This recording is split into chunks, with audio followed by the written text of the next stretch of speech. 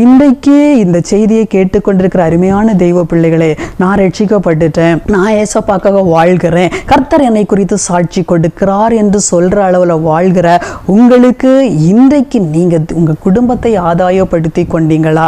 நீங்க உங்க குடும்பத்தை ரட்சிப்புல நடத்திட்டீங்களா? அப்போ பாருங்க, கண்டிப்பா அதை நீங்க செய்யணும். கண்டிப்பா இதை நீங்க செஞ்சா மறுபடியும் நீங்க இழந்ததை கர்த்தர் ரெட்டிப்பாய் தருவார்.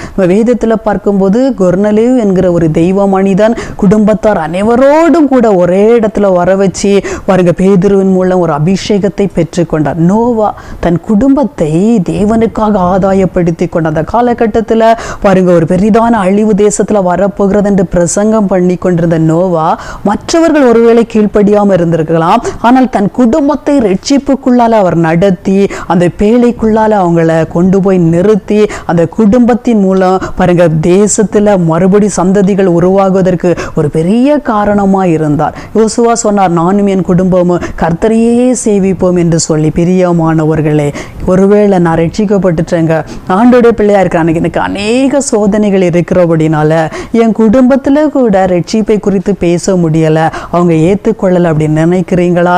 இந்த நாள்ல ஒப்புக்கொடுங்க, உங்க ஜபத்தின் மூலமாய் கர்த்தர் பெரிய காரியத்தை செய்வார்.